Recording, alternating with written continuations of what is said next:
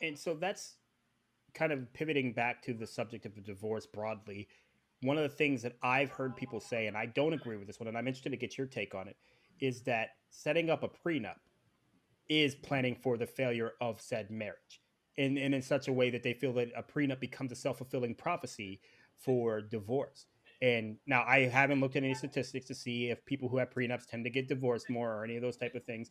But my belief system on that is a prenup is protecting both myself and my future partner because let's be honest here. If I'm in the throes of heartbreak, which it comes with potentially a divorce, I might get petty. I might get really petty and enact my vengeance through a lawyer. And this helps protect them with the love that I currently have, as well as if I never get divorced, this prenup does not matter. It does nothing until it's one of those things that does not come into play until you actually go through a different change. And once I'm going through that change, I don't see any way that I won't wish I had done it.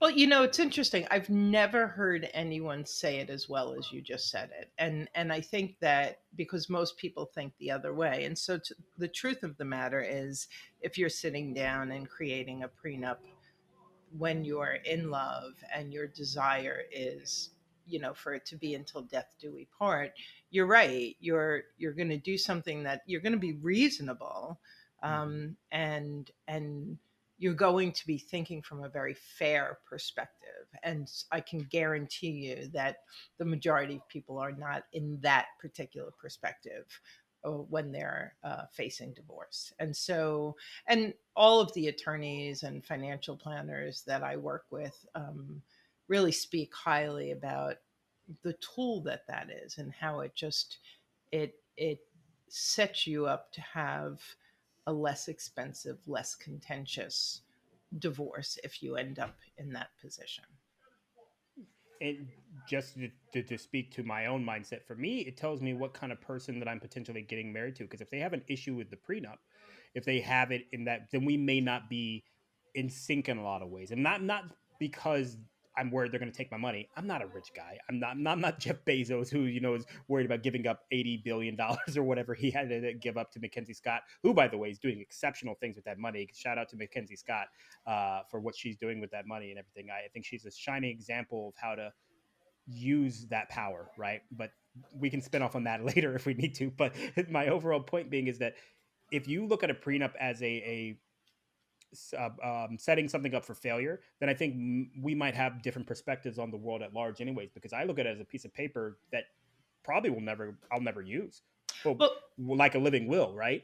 But it's just smart to have. You know, one of my favorite sayings is that like everything is good information, Brandon. And so if you Mhm. found yourself in a position where you were having a conversation with your soon to be wife and Mhm. talking about a prenup and she had resistance, there's great opportunity there to see, okay, how do you and I work through a difference of perspective? Being aligned differently on a issue like finances, and even what does that bring up in terms of us talking about finances, talking about Mhm. what we see as our strengths and perhaps our weaknesses in relationship. Like Mhm. everything is an opportunity. And so a prenup is an opportunity to get to know your future spouse better based on how they react and all the conversations around that. So what I'm hearing you say, and through my ears of misinterpretation, is God forbid I end up single again.